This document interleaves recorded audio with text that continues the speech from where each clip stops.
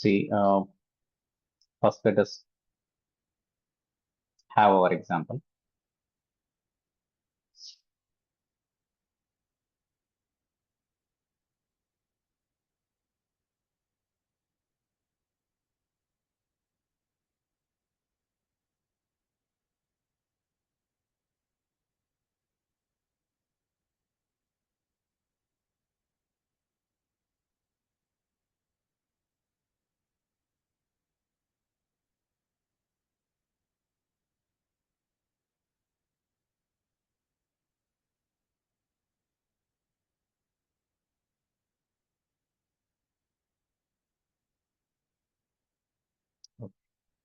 See, these are some of the annotations that we have used in our last application.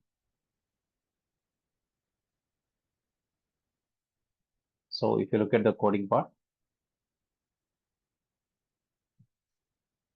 see, mm, we have used annotation like @configuration, and we used @component scan, @bean, and we use annotation like @service. We have also used about annotation called @autovoid, right? And we have used annotation like @repository. So here also we have used annotation called @autovoid.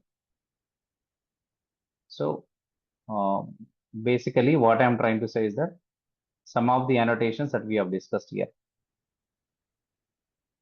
Okay, some of the annotations that we have discussed here in the last example by using annotations like @autovoid. So this is the very important annotation that we are going to use in every application like @autovoid, @repository, right? @service,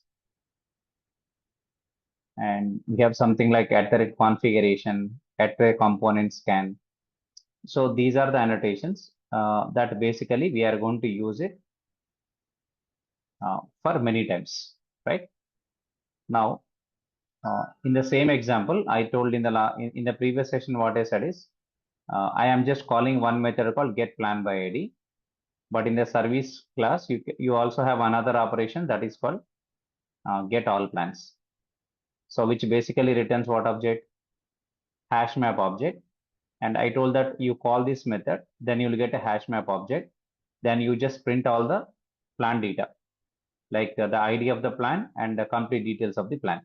So because this hash map object contains a key and a value pair, where key type is a string and value type is a plan object, right? So I told you that you guys try to call this method called getAllPlans, and you will get a hash map object, and then you try to display them. For example, I'm going to this mail.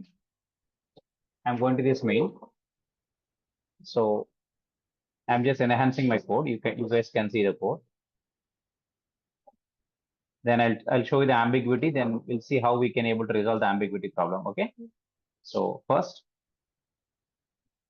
look at this. I want to call hash map of string comma plans. Okay. I'm creating a hash map object. Let's say hash map equal to service dot get all plans. Okay. So this is the what I can say. This is the method, the second method that I told you guys to call get all plans method. Correct. So there is a hash map object created here. Okay, there is a hash map object is created. Now you just display the data of the hash map object. What is the data in the hash map object? The plan ID is going to be the key, that is a string value, and the plan object, that is going to be this is going to be the key, this is going to be the value, right? Because map can store data as a key and value pairs, correct? Key and value pairs. So if you observe this, I mean, if you look at this, so we have a hash map object, and we want to get the data from this hash map object. So thing is, if I, for example, directly write system.out.println of hash map,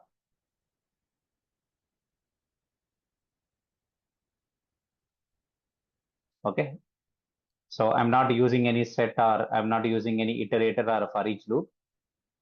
I just want to display system.out.println of hash map. And if you look at the output now, if I run this code, you can see we are going to get the hash map data. Okay, we are going to get the hash map data. So you can see that this is the plan ID key is equal to this is the value, the plan.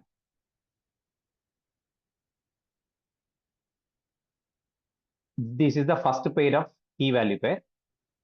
Then this is the second key value pair, right? And now comma, this is the third key value pair. Okay. So you'll be having some key and value pairs, P101, P102, P103. So we are getting this by writing system.out.println. But if you want to iterate plan by plan, if you want to print what I can say, the pairs, first pair, then second pair, then third pair, like that. If you want to print pair after the pair, this is directly we are printing the hash map object. But my requirement is what actually I should not display the response in this way. I should not display the response in this way. I would like to get the response in plan after plan. So if that is the case, if you want to display one after the other, then what could I do is I can use entry set method. What method I can use? Call entry set method and hash map object. What it returns? The a set object is returned. See, if I want to explain in this way, the way what I'm trying to say is that, for example, you have a hash map object. Let's say this is your hash map object. Let's say, for example, this is your hash map object, right? And now our requirement is what we would like to display this key and value. These pairs we want to display.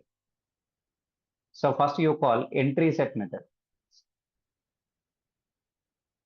Whenever you call entry set method, each key value pair, for each key value pair, one entry object will be created. And these entry objects are stored into a set. This key and value pair is going to be created as one entry object. One entry object is created for each key value pair. So this key value pair will be placed in entry object. This key value pair will be placed in another entry object. Like that, for each pair, what object is created? For each pair, what object is created? Entry object, entry. Okay, one entry object is created. Now these entry objects then added to the set.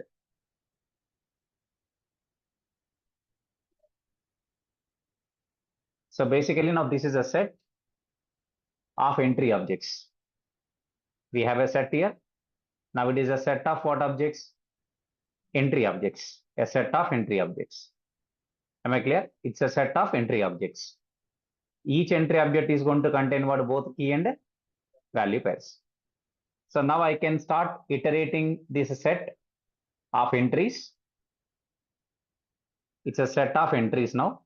So we can able to iterate it using for each loop, or if you know about for each method of Java 8, then we can call for each method. Okay, or we can use for each loop, for each method, or iterator. So you can use anything like that. So the thing is, if I want to create an entry object for each key and value pair of this map object, so I have to use one method called entry set method, which can do this work for me. So I should call this method called which method? entry set method. When I call this entry set method, then what happens now? This key value pair will be stored into one entry object. Nothing but an entry object is created for this each key value pair. And all these entry objects are stored into set. Then I can call for each method. Otherwise, I can use for each loop. Otherwise, I can use iterator. So any option that I can go for, and I can able to display the each key value pair. Let's see how we can do that. Then next we will see how we can get the ambiguity. See here. Thing is, it's a set of entry objects, and the each entry has a key and value. Key type is string, value type is plan. Let's say, for example, entries is equal to hash map. Okay, na? Dot, which method I'm going to call? Entry set method I'm going to call. So then I should import entry. So entry is a static interface in map. So we should import map.entry. There are many, what I can say, inner entry classes are available. Classes and interfaces, of course, available. For example, if you look at this one, this is a entry class under row filter. So this is one inner class. Row filter is one class. Inside that, entry is another inner class. You know already nested classes concept. So we can able to define a class inside a class, which is basically called as inner class. So in map interface, there is one another static interface is available, inner interface available called entry. So we have to import out of this map.entry that you need to understand. I mean, when you are practicing this code, which import you should add is this map.entry import. Okay, now you see, for example, what I will do is entries dot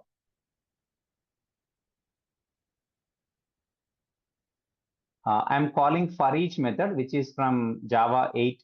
We got this method called for each, and it accepts consumer object. Consumer is one functional interface.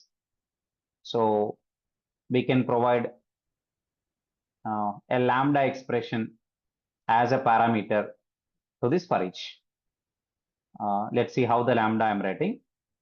Let's say, for example, entry is a parameter of this lambda, and arrow token, then system.out.println.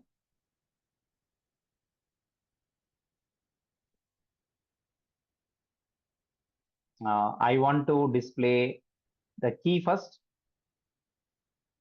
So there is a method available called get key. Get key is to get the key, and suppose in the middle, whatever the symbol that you want to keep, you can keep. For example, I want to keep an arrow plus entry.getValue to separate the key and value. To separate the key and value, we can call get key method and get value method. Okay, na? So this is how we can able to write the code. So in this way, we can able to display the each key and value pair that is available in the map by calling first entry set method, which creates me one set. Then I can call for each method, and I can pass the lambda expression like this, so that this SOP statement can print the key, and this is going to print the value. So this for each is one method which is given from Java 8, and it is going to accept consumer object as parameter, where consumer is a functional interface. So if any method is accepting a functional object as a parameter, we can pass lambda expression for that as a parameter. Now I am passing the lambda expression as a parameter. So how do you write the lambda expression? That you should know first. Your lambda expression depends on first parameters, then arrow token, then the body. So this is called one lambda expression. This is called one lambda expression, and you guys need to know about how we can able to write the lambda expression, on what basis we can lambda expression, like how many parameters are required to the lambda expression. How do you know that? For that, you should go for in the function interface, how many parameters are there in abstract method, that first you need to see. And the same number of parameters we should write as parameters for the lambda. Then arrow token. Then next body of the lambda. So for example, if we take consumer, consumer is one function interface. And you know, consumer is a function interface.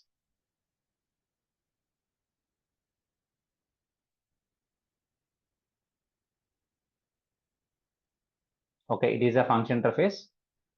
And in this interface, the abstract method is the only one abstract method available in this consumer is accept. Return type is void. Method name is accept with the parameter type P. So this is return type, this is method name, and these are parameters. Okay. This is return type, this is method name, and these are the parameters. Okay. So this is called what? This is called one abstract method. So in this interface, this is abstract method. Now you want to implement this interface with lambda expression by writing lambda expression. To start with the lambda expression, first actually we should start parameters in parentheses, next arrow token, then body. These are syntax to follow to write the lambda expression. And these parameters within parentheses are optional if there is a single parameter. And how do I know how many parameters are required? That depends on how many parameters are there to the abstract method. If there is only one parameter, so here in lambda also there is only one parameter required. And how should I know whether the body of the lambda expression should return a value or should not return a value? That depends on the return type. If the return type is void, which means the body of the lambda expression should not return any value. So here what I'm doing now, I'm using a lambda expression to implement this consumer interface. So if I want to implement using lambda, if I want to implement any function interface, first of all, what I should know, okay, what is abstract method? Name of the method is not that much important, but our eyes must see what are the and how many types, how many parameters are there. So there is a single parameter available. So that's why a single parameter I'm writing, and then arrow token, then body. The body of the lambda should not return any value. So it is what type of parameter? For example, if you look at set has entry objects. Okay, set has a entry object. So the type of the set contains what type of elements? Entry elements. Entry type of elements, right? So here the type is entry, which means that parameter is also what? Entry type. So I no need to specify the data type for the parameter, only parameter name is enough. That's why I'm taking only parameter name. Data type is not important for any parameter when you're writing in the lambda expression. And the body of the lambda should not return value because of the return type of this abstract method is what? Void. So here, this is the SOP statement, which is not going to return any value, it will directly print the value. So it is matching with the return type called void. It is matching with the return type called what? Void. Am I clear with that now? Good, good. So let us run this code and check what is happening in this code. First, we can able to see the output. Now we can see we are just getting the output in a key value pair manner, not like the previous output, but we want display. For example, key is what? P101, and the value is what? This is the value plan object. This is key, this is value, this is key, this is value. So we are getting key value pairs of data, right? Very good. Now coming to it's the example enhancement. What we want to do now, I would like to just see how ambiguity problem will occur and how we can able to resolve the ambiguity problem by using the @qualifier annotation and @primary annotation. Am I right? So let us see how this is going to happen. Means I want to show you how both the annotations will work. Okay, good. Observe here. I'll go to my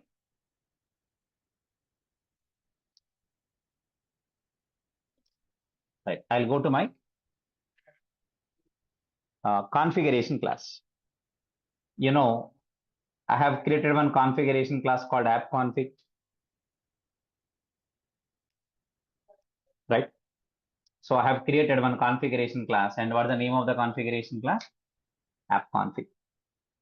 So I have a configuration class available called app_config.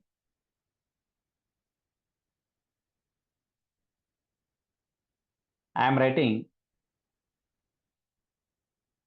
one more B. Let's say it is hashmap2. Method name different, na? But this method also returns what object only?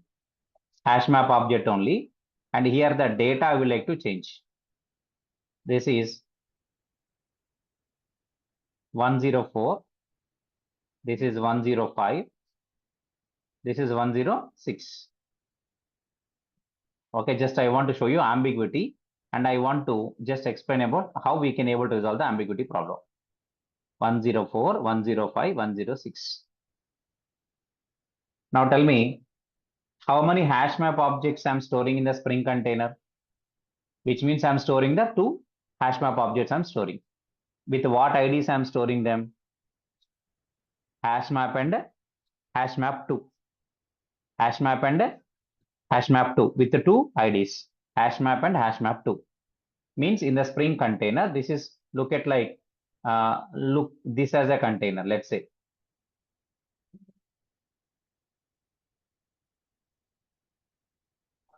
Let's say this is a Spring container, okay? This is a Spring container. Now tell me, in this container, how many hashmap objects are stored? 2 objects. Hashmap object, hashmap. I'm storing 2 objects in the Spring container. What is the ID of this hashmap object? Hashmap. What is the ID of this hashmap object? Hashmap2. Am I clear with that? Okay, there are 2 objects. Now, what is the point I want to explain? Okay, what's the point I want to explain? I want to explain that. Look at this. Guys, I want to explain that. I'll go to plant repository. Tell me what object the container has to inject because of the auto void annotation. First of all, this is called constructor injection or setter injection. This is called constructor injection or setter injection. What is the answer? Yes, this is not a constructor injection or this is not a setter injection. This is called what type of injection? Field injection. It is called what type of injection? Field injection. See, I'm not defining any constructor in this class, or even I'm not defining any setter in this class. Now you tell me, if I'm not defining any constructor or if I'm not defining any setter method, then it is going to be called as what type of injection? Field injection. It is called field injection. There is a field injection available. Very good. So tell me, when I write auto void. Sir, we can have a constructor, but it will not, if I don't write auto void on top of it, then it will not write. Or will it be okay to, how will, if I have a requirement of having constructor also? You can define your constructor. That's not a problem. Okay, but it doesn't You have can, auto void. no need of writing @auto void. Okay, sir. Okay. We Thank can you, define, suppose if you look at this class also, in Hmm. this class also, there is a default constructor is automatically generated by the JVM, Right. right? So it means this class also has a constructor, Hmm. which is a default constructor, comes under a category called parameterless constructor, Hmm. right? Okay, sir. Good. So now Thank you, sir. let's come to the point here.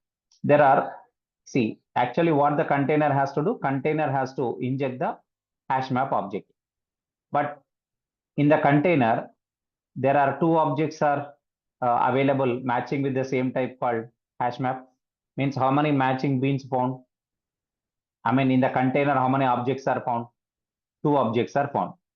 The first one is a hash map object. Second one is also a hash map object. And the first hash map object is hash map, and the second hash map object is hash map 2. The IDs are different, but there are two objects found. So in this situation, what will happen? Ambiguity problem will occur. In this situation, what will occur? Ambiguity problem will occur. Because of the ambiguity problem, what Spring Container will throw? Exception. Okay, let us see. Let us see. Are we really going to get the exception or not? So what I want to do here, I just want to simply run this code and I want to see whether am I really going to get the output as a exception or not. Okay, right. Let us run this. If you want to clean build, then you want to do that. That's also okay. Maven build dot. What should I do first? I should say clean. Then I can say what? Package. Clean space package.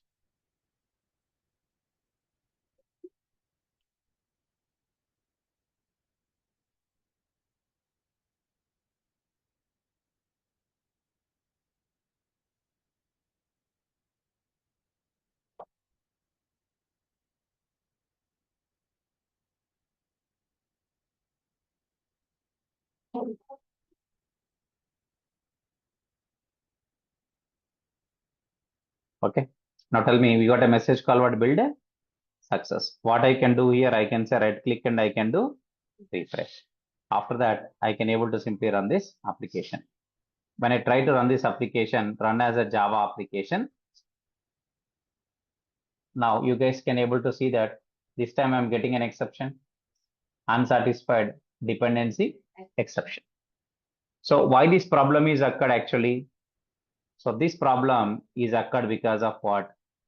Because of error creating a bean with the name plant repository. Unsatisfied dependency is expressed through field plan map. No qualifying bean of type hash map. Available expected single matching bean, but found 2. That's why ambiguity problem occurs now. Yes, expected single matching bean, but found 2. What are the IDs? Hash map and hash map 2. That's why what is thrown? Unsatisfied dependency exception. This is called ambiguity problem. I told how this ambiguity problem can be resolved. Yes, by using there is an annotation available. That annotation name is called what? @ qualifier. @ qualifier. So I would like to go to my repository. I'll go to my plant repository. Then tell me here, along with AutoVoid, what is the annotation I have to use? @ qualifier.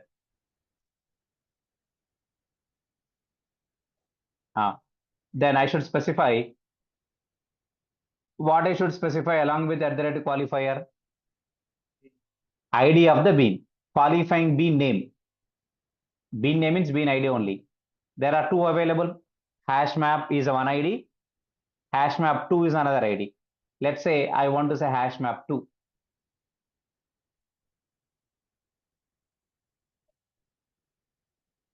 Now, did you guys understood what is the annotation I'm using here?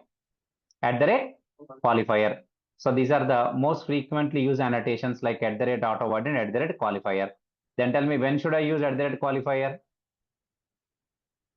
If container finds more than one matching bean found for injecting the dependency object, then container will throw what? Unsatisfied dependency exception. So to resolve this exception, then tell me which annotation I have to use? @ qualifier. So this will provide me the solution. Am I clear? Let us run this code and check whether are we really getting the solution or not. If a hash map 2 is injected, then tell me the plants map is containing the data of P10123 or 456? 456. Let's see, we are going to get the response from 456 or not. Now we can see we are getting response of 4, 5, 6. Nothing but we are not getting any ambiguity problem. Are we getting any ambiguity problem in this case?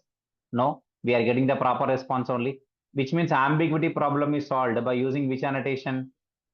@ qualifier. Okay, very good. Try to understand now. @ qualifier is the name. Good, good. Please try to get the concept. Okay, look at this. See, I want to remove this @ qualifier. Now you tell me what is the other annotation that I have? What is the other annotation that I have with me? What is the other annotation that I have with me to avoid this ambiguity problem? @ primary. I'll go to where can I write primary? Can I write @ auto void and @ primary here?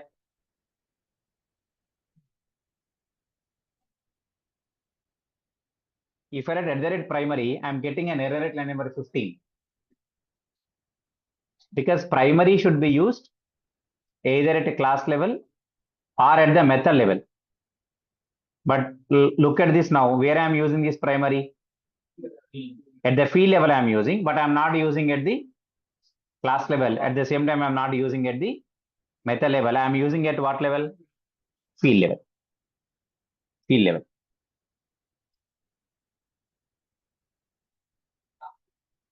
Okay. So I will go to my method. I'll go to my method, right? So tell me in this method, there are two methods available. So I should write @ primary annotation at both levels or only at one bean. Okay, let's see. For example, I'm adding at the first bean. What's the annotation I'm writing? @ primary. @ primary gives high priority for this bean for ambiguity situations. Now you tell me which hash map object will be injected to the repository. Sorry, guys, I'm asking about here. When auto void is there, then tell me Spring is going to inject which hash map object? There are two hash map objects are available. What is the first hash map object name? Hash map. Second object name? Hash map 2. So which one is injected? Hash map or hash map 2? Hash map only injected, na? Correct. Because which one is made as primary? Hash map. A bean with name hash map is made as primary. So can I use primary at this method level? Yes. Or we can also use at what level? Class level. Class level. So try to understand. Just I want to show you the response. Now you see, we got the response without exception. 101, 102, 103. What happens if I write @ primary on both the beans?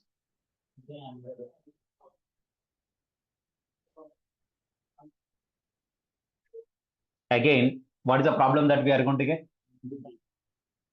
Again, ambiguity problem will occur. And because of the ambiguity, again, unsatisfied dependency exception will be thrown. Okay, let's see. Are we going to get this exception or not?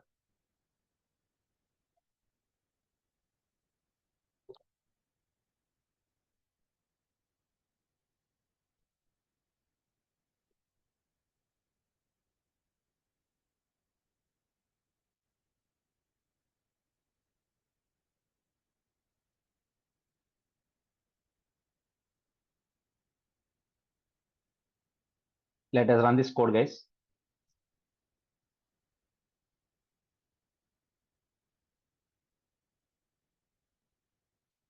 So you can see that again we are getting what exception only? Unsatisfied dependency exception. Very good. See, I want to show you the primary and qualifier. Then we are going to look at both of them. So see, I have removed primary from this line. Now you tell me how many primary beans are available for injecting the dependency object? One primary bean available. So ambiguity problem is solved. I will go to my planned repository. Let us assume that I want another hash map object also, which is called plans map 2.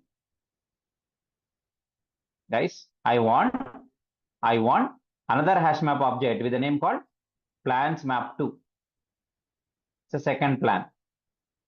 Let's say plans map 2. So here also, which annotation I'm going to write? Auto-void.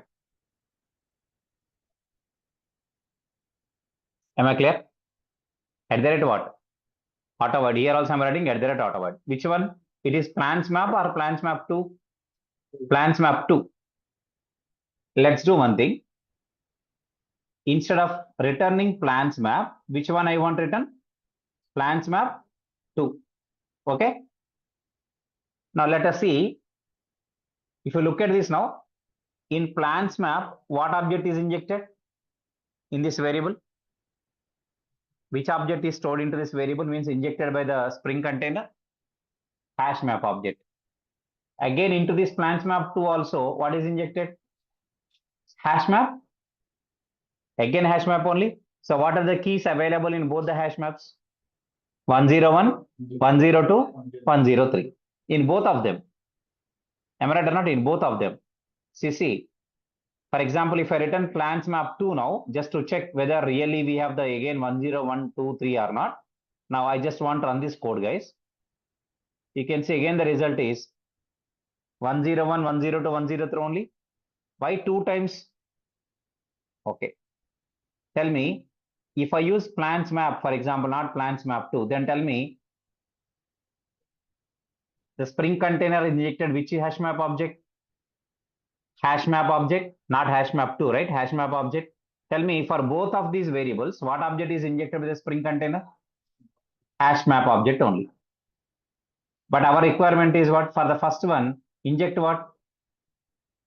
Hash map. And for the second one, inject what? Hash map 2. But since it is made as a primary, which one is made as primary? A bean with ID hash map is made as primary. That's why, correct? That's why both the times the same bean is what? Injected. That's why both the times what? Same bean is injected, correct? Yes, we are right. We are right. So tell me, how do we solve this problem? I told already. Then you can also use at the rate qualifier. So tell me, what should I write here? At the rate qualifier of hash map 2. Hash map 2. Am I clear with that? Now let us run this code, guys. We want to execute this program. We want to run this code and check whether are we going to get the hash map 2 or not. Okay. What are we getting? Hash map or hash map 2? Hash map only. Qualifier of hash map 2. This is a hash map. Oh, sorry. Correct only, correct only. Here, what should I return here? Hash map 2, na? Because I want to see the result of hash map 2, plans map 2. That's a problem. So guys, you can see here. What is injected here? 456. 456 means hash map or hash map 2? Hash map 2. So then tell me, even though there is a primary annotation available here, but at that injection point, at the dependence injection point, by using auto-void annotation, along with auto-void, which annotation I've used here? Qualifier. Then tell me, what is the use of this qualifier annotation? What is the use of this qualifier annotation? It is to specify the what? ID of the specific bean to inject. The name of the bean to inject, right? So then tell me, there is a primary available here. There is a qualifier available here. So then tell me, which one has got more priority? Qualifier. I told if you use both primary and qualifier, then tell me, which one will win? Qualifier will win. Am I right or not? It will override the primary definition and a qualifier will be used. Am I right or not? These are all the things I want to show. So you guys need to understand. You try to make the changes like what I did today and try to just check whether ambiguity problem is occurred or not. If ambiguity problem occurs, first start with qualifier, then learn primary, then add primary and qualifier together and try to find the difference. Okay, cool. This is last example, but we did some changes to, get into this ambiguity issues and how we can resolve with these annotations. Coming to today's next point.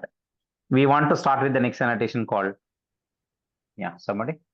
Sir, can you show the at primary in class level? Okay, you want me to write one more example for that? Okay, let's see in further classes, I'll show you. We can use at the primary at the class level also. Just have written it method level. Okay, actually class level writing is easy. That's why I written it method level to show the output. Okay. At class level, it's very simple. Just write at the primary when you are writing multiple implementation classes or child classes for a parent class. Simply on top of one of the classes, you can write at the primary so that it is going to be the default choice for dependence injection. I'll show you. Okay. In multiple examples, we'll get later in further. So at that time, I'll definitely show you. Don't worry. Okay. So next, we'll go ahead. Now, there is an annotation that we are going to look at into. I'll explain that. Just a minute. I'll open the doc. I'll open the doc. Our document.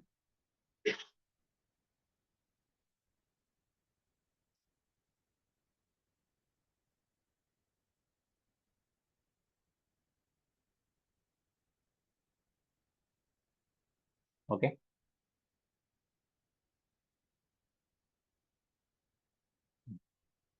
Right. This is the example in the last session, whatever we have discussed.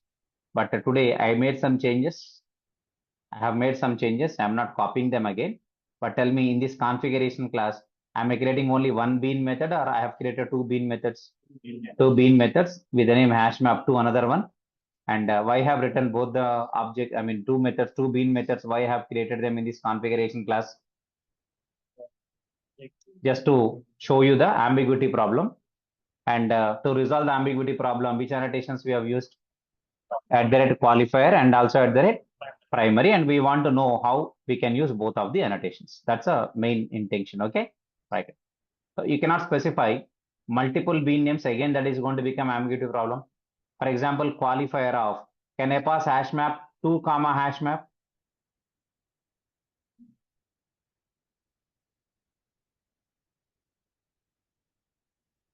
What are you getting? Error. So how many values I can pass? Only one. Okay, I'll keep them within curly braces. I'll keep them within curly braces.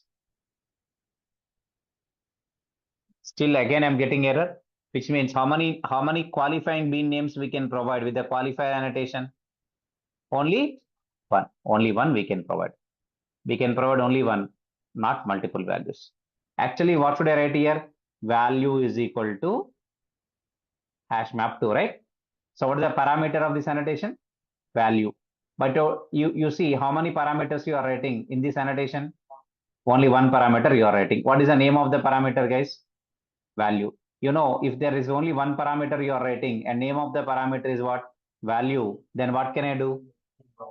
I can make it as optional. So what can I do here?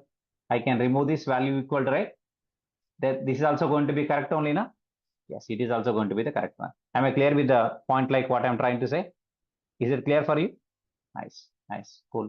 Let's go ahead. Okay, that's cool. Now, guys, today we are going to see about annotation called at value. See, when should I use at the rate auto void annotation? Generally, when should I use annotation called at the rate auto void?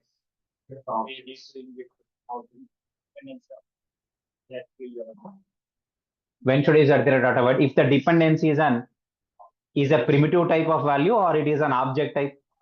Object type. Auto void can be only used for, because auto voiding is supported only for objects. Correct? So for that, which annotation I have to use at the rate? Auto void. Am I clear with that? Nice, sir. But now, suppose in my bean, means in my class, there is a primitive value also. I told, if you're when you're writing a bean class, inside the class you can take primitive variables also as a dependencies and object types also as dependencies. Am I right or not? Primitive type can be a dependency and object type also can be a dependency. Both can be there as dependencies, right? So for example, if it is a value type, primitive type dependency, so then we have to use annotation called @value. Okay, so @auto void is used for object type dependency. @value is used for primitive type dependency. Okay, good. See here, guys, I would like to tell you. For example, only, sir. For example, let's say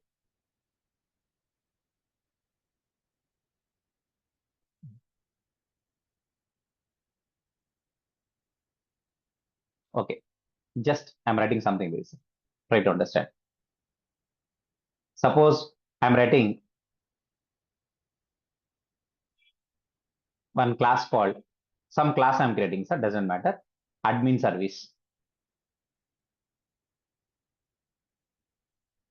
For example, in a class called public class admin service.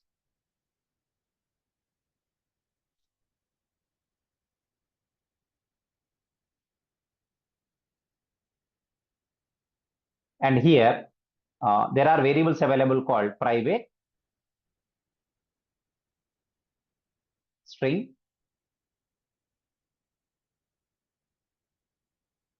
everybody. Let's say, for example, I'm writing, no.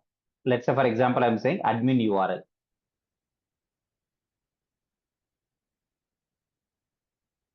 Suppose I'm creating one variable called admin URL, and it is a string type of variable, URL value. Okay, next, I just want to say port.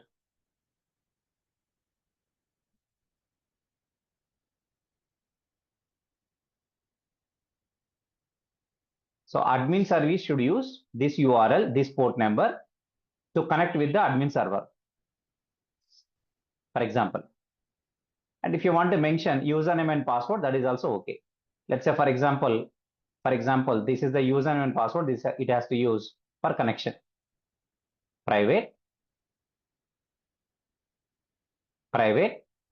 string username, and let's say private string password.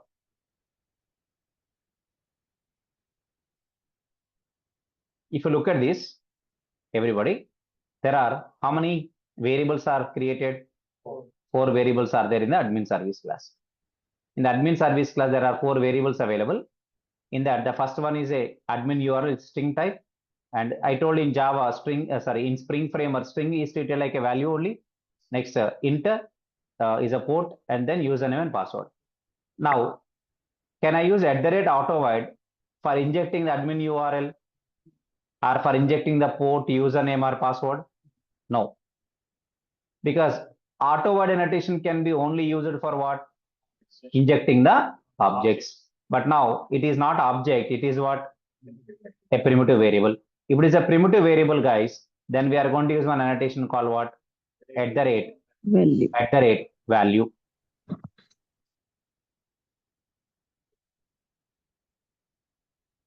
What is it?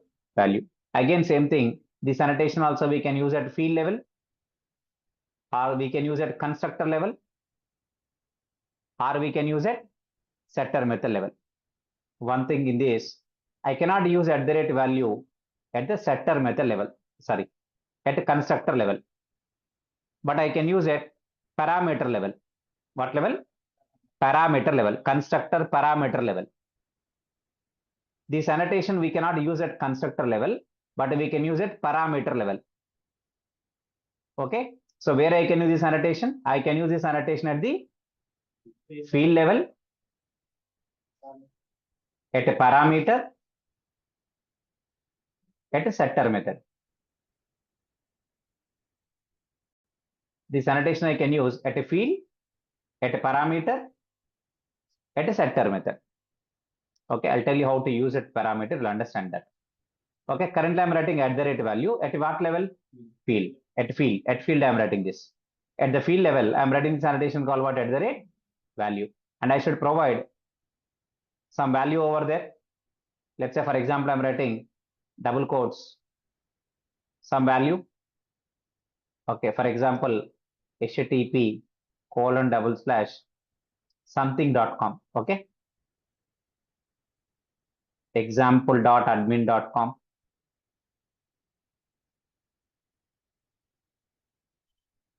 Now tell me, Spring will inject this value to this variable automatically, right? To this field. Which addition I'm using here at the rate value. Similarly, here I'm writing at the rate value. I can provide 8090 is a port. Actually, port is an integer, but we are passing the value within double quotes like a string. But you don't worry, Spring will convert this string into appropriate data type. What's the data type here? Integer. So Spring will take care of converting this value from string type to the integer type. Similarly, username and password.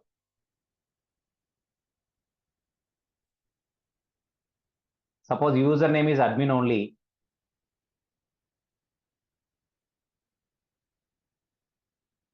Let's say admin at 123.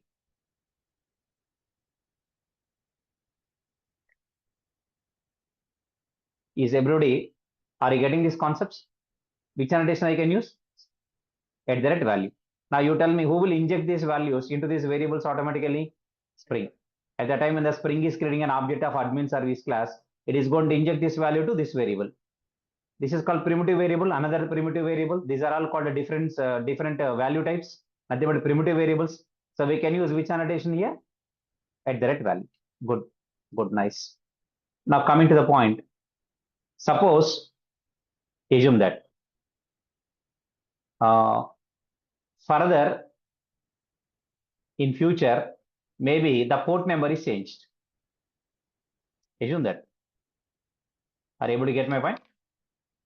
Suppose in future port number is changed. URL same, username, password same, but port number has changed. Then tell me what to do. Actually, port number is earlier 8090. Now we change it to 9090. Now the port number has got changed. Then you tell me what to do if port number is changed. If the port number is changed, what should I do? You are getting my point, right? Suppose if the port number is changed, then tell me what should I do now? If port number is changed, what should I do? I should open my code again. I should open my class called admin service. Then earlier, what the port number I've used? 8090. Then I should replace it with 9090. It is a Java file, right? It's your source code. Because you did some change or you did some changes to the source code, right? If you do any changes to your source code, what should I do? Again, I have to rebuild this application. This code gets recompiled again, which means making changes to source code need a lot of work. What's a lot of work here? Again, this code should be compiled. This code related test cases must be executed, right? Again, this code should be packaged into a single var file or jar file. So it's going to be a big task. Big task. So there is a concept available, guys. What can you do now?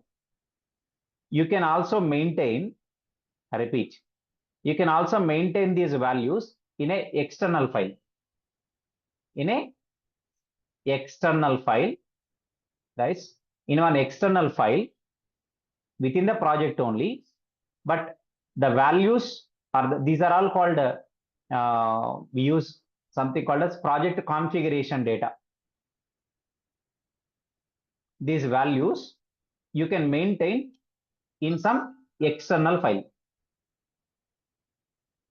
and this external file is called properties file. What file? Properties file.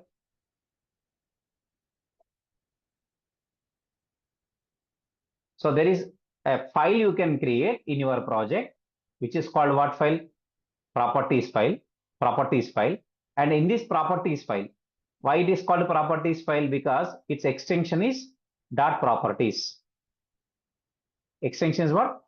Dot properties. When you're writing a properties file, extension of the file should be dot properties. Dot properties. File name can be any name, but extension is dot properties. Okay. For example, I'm writing file dot properties. File name can be any name. but extension is what? Dot properties. Now tell me, this is called what file? Properties file. And when you're running a properties file, the naming convention to be followed is the data in the properties file is going to be like a key is equal to value pairs for each line. Each line of the properties file should contain a key is equal to value pair. This is key, this is value, this is key, this is value, like this.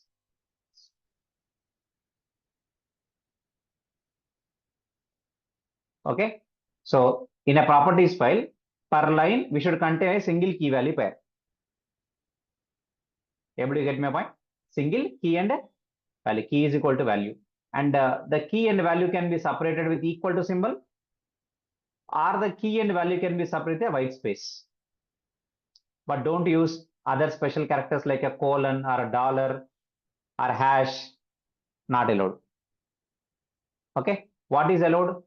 Equal to. Otherwise, space. Key space value or key equal to value is the correct syntax. This is a way of writing. This is a way of writing what file? Properties file. I'll tell you how to write them. Okay. So guys, try to understand the annotation called what? At the rate value. Very good. What is the advantage of maintaining an external file with all the key value pairs? Okay. Okay. This is, for example, in future further, suppose there is a value changed. What port number is changed? It is not 9090, it is a 8888. Then tell me, again I have to modify what code only? Source code again. So instead of making changes to source code again and again, I can simply go to what file? Properties file, and here I can change the value to 8888, for example. Then tell me, one advantage is what? If you maintain a properties file, then you can maintain all your application configuration properties at this one place.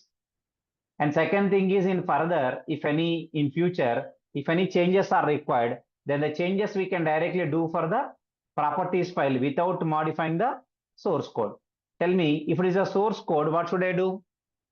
Recompile, again execute the related test cases, then rebuild a new jar or var file. All these things are required. But here, if I make changes to the properties file, just if you rebuild into a jar file, new jar file, that is enough. Again, the code no need to compile. The code related test cases also there is no need to execute, because you are not making any changes to the code. To whom you are changing? Properties file. Are you able to clear my point? Are you able to get my point? Let's see how we can able to write that. I'm just going to do that. See here, guys. I told according to the Maven project structure, for example, I have written my file name as application.properties, for example only, sir.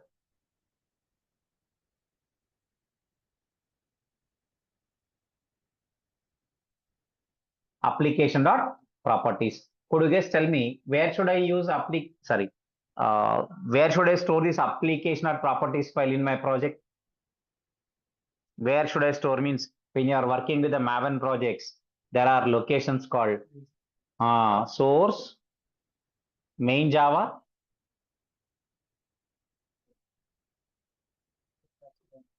next source, main resources. Guys, okay, na? Source, main Java, source, main resources. Next, source, test Java. Then next one is what? Source, test resources. Did you guys understood now? Source, main Java, source, main resources, source, test Java, source, test resources. Tell me, out of these four, where should I store my application.properties file? Source, main, resources. So in the resources folder, I should store my file called what? Application.properties. Very good. Next point. Please try to understand. You are learning about annotation called @value. See, in the properties file, how do I maintain the data? While writing a properties file, we need to follow some naming conventions. What is it? What is the naming convention to follow? Okay, extension dot properties, that's okay. File name is application or any name. I written application. Next, this is my properties file. That's well and good. Then tell me, this is my, sir, this is my properties file. I agree. Could you guys tell me? Could you guys tell me in this properties file, what can I write? Can I write line by line text? No. The It should data be in a properties file, you can write the data in the properties file in the form of what pairs? Key value pairs, and the key and value can be separated with either equal to or and space. And for each line, how many key value pairs I can add? Only one. Only one. That's a way to follow. See, for example, guys, I'm writing like this now. Please try to understand. Admin.url is equal to, what is admin.url? Key. This is a key. See, understand, key can be any name, sir. K1, S1, M1. Okay, key one. Just if you write a meaningful name, when somebody opens your properties file, they can easily understand what is the value of what is the value. If I write K1 is equal to some URL, then nobody can understand that URL is for what. But if I write admin.url as a key, then everybody can understand. So make it more readable. So when you're writing this admin.url, you may have a doubt, sir, can I use a dot? You can use dot. Dot is permitted in writing the keys. Dot is permitted in writing the keys. Okay, admin.url. I'm writing like this. Okay, admin.url is equal to, let's say, http://admin.ashokit.com. For example, like that. Next, I'm writing another key called admin.port is equal to 8768. Something I'm writing. Next, admin.user is equal to, okay, I'm writing Ashok IT. Admin.password is equal to, password is equal to Ashok IT at 123. Guys, this is called what file? Could you guys tell me? This is called what file? Properties file I'm writing. This is my properties file. And these are all what? Keys. These are all what? Values. I'm maintaining the data as a key is equal to value pair format. Per line, for each line, how many key value pairs I can add?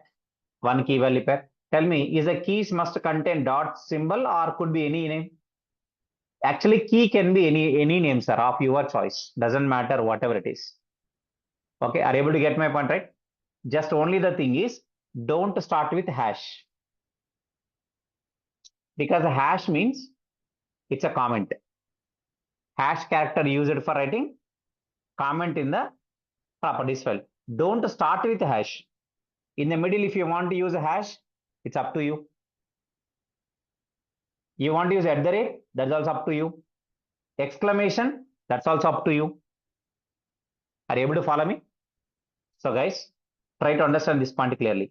But don't start with hash. Because if you start the key with hash, it is going to look like comment. Because in properties file, if I want to add any comments while writing the properties file, if I want to add some comments, then tell me which character I have to use.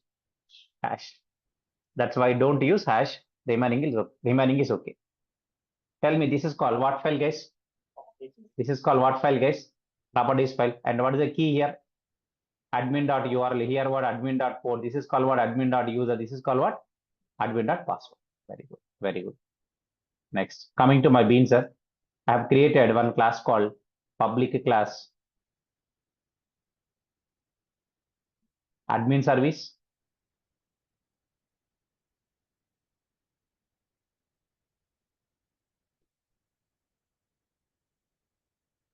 I am writing which annotation on top of this?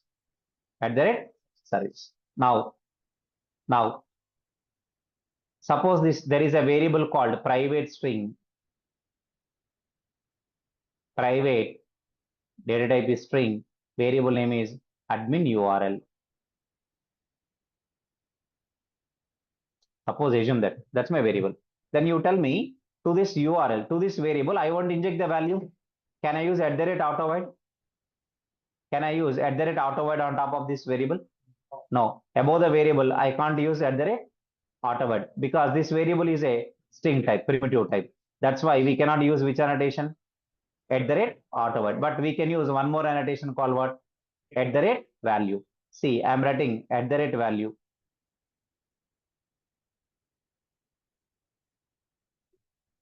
Guys, here there is one new syntax you are going to learn. The new syntax is $, curly brace, admin.url.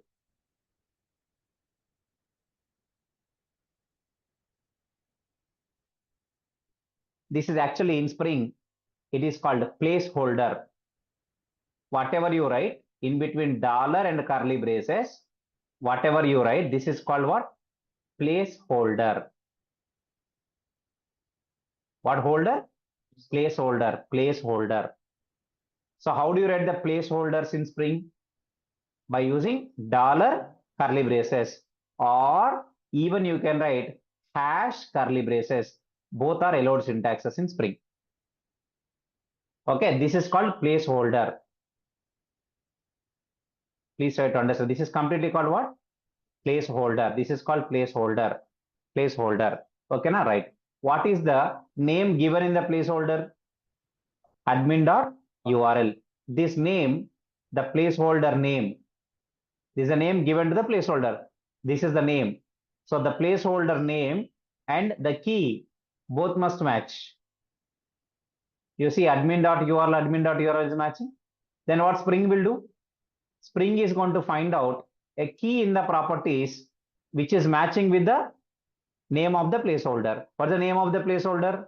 Admin.url. Is there any key found available here? Yes. If found, then what Spring will automatically do? Will inject the value of the key.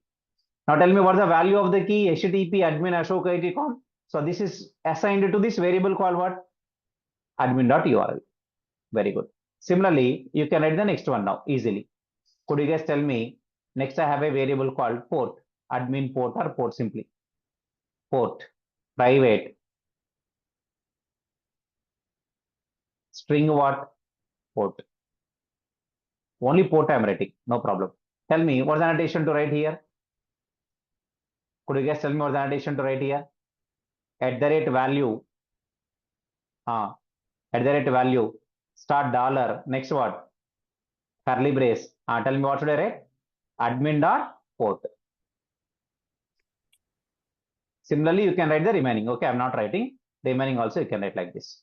Now you tell me guys, what the Spring will inject to the admin.url? What value the Spring will inject to the admin.url? HTTP admin Ashok IT.com, right? Next for this port 876. Similarly, username and password also. I'm not writing them. Okay, clear. So this is called what holder in Spring? Okay. How do you write the placeholders? Okay. Start with the $ or hash, then curly braces. Within curly braces, you write the placeholder. And the placeholder, the name of the placeholder should match with what? The name of the placeholder should match with what? The key in the properties file. The key in the properties file. If both are found, if both are matched, then the Spring will inject. Sir, what happens if not matched? For example, in the application.properties file, I have a key called not admin.port, simply port. I write adm.port.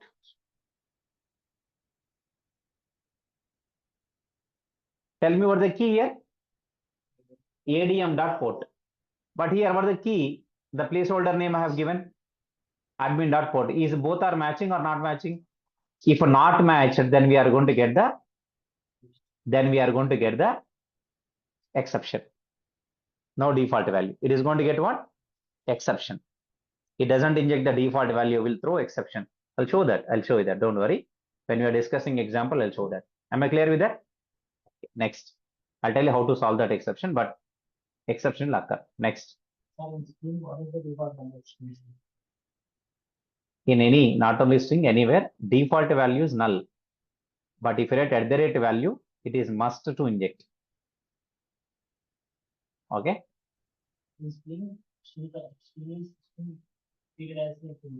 Primitive only. It treated like a primitive type, but the default value does not change.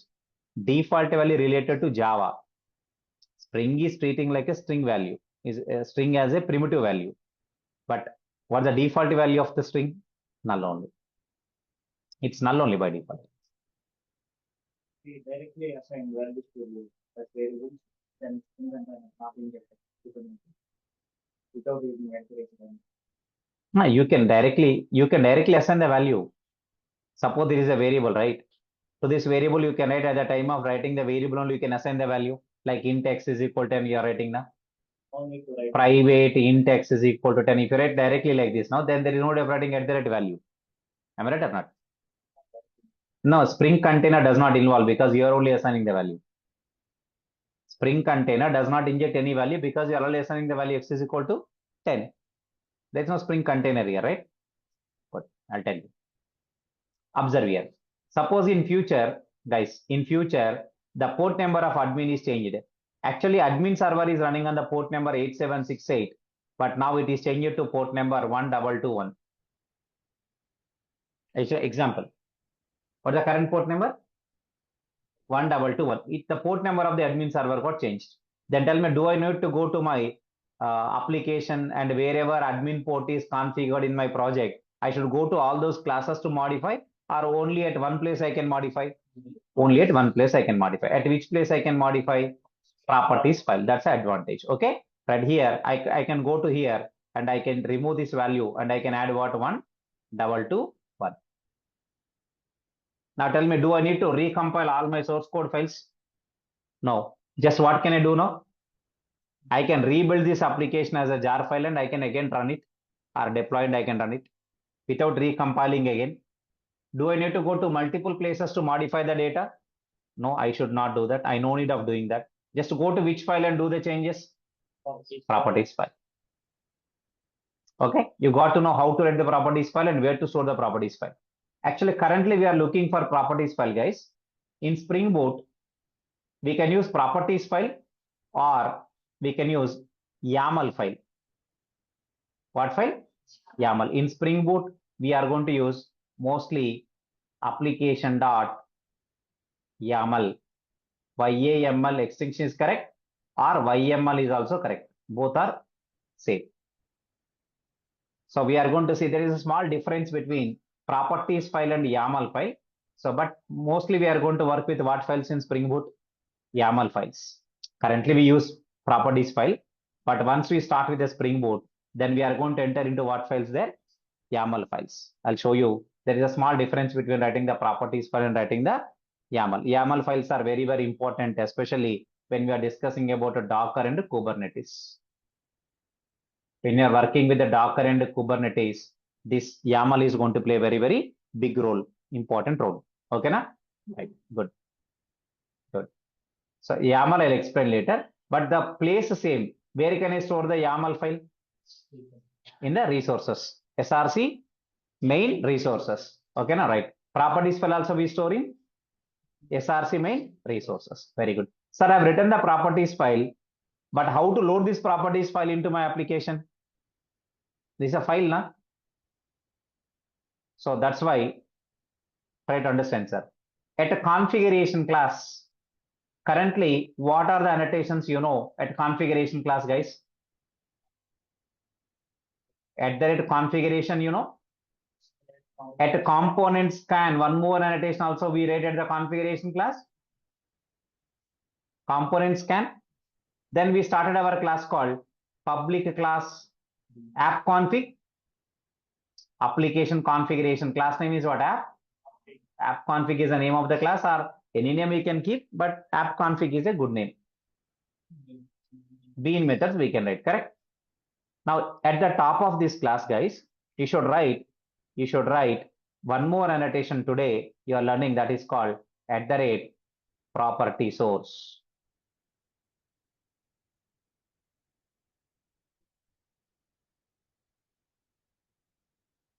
Tell me guys what's the annotation? At the rate property source. New annotation you're learning again. And this is again what level annotation? Class level annotation only. Which annotation I'm writing about? Property source. And what is the name of the file? Application dot properties. You should pass the file name as value. Application dot properties. The property source before only static data analysis.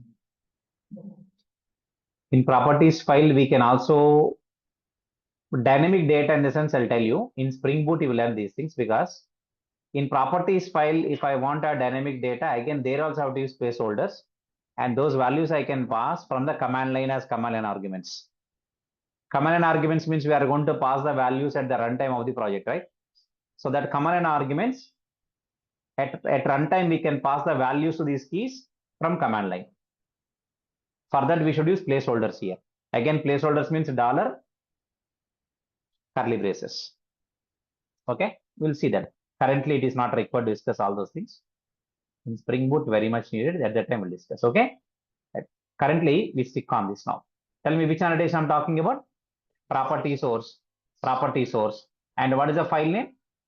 Application dot properties is the name of the file. So we are providing any name dot properties. It could be application dot properties or my application dot properties or config dot properties. Whatever the name that you want, you can write. But how to load this file into our application? By using one annotation. Which annotation? At the rate property source. At the rate property source. What if multiple files I have created? You can create. See, recommended to use a single file, but you can also create multiple files. I'm not restricting that. See, I have written, for example, sir, I have written config1 dot properties. I have written config1 dot properties, config2 dot properties. Okay, na? I have created two properties file. One is called config1 and second one is config2. If there are two properties files are available, then how can I load? Yes, sir. How can I load? With the property source, I can provide only one string. It's not a string array. So for that, we have to open the, I'll show you the document. Property source annotation in Spring. I'll tell you how to pass multiple.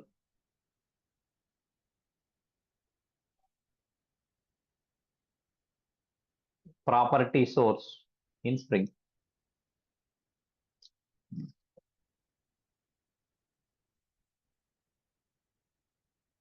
Very good. Here is my annotation.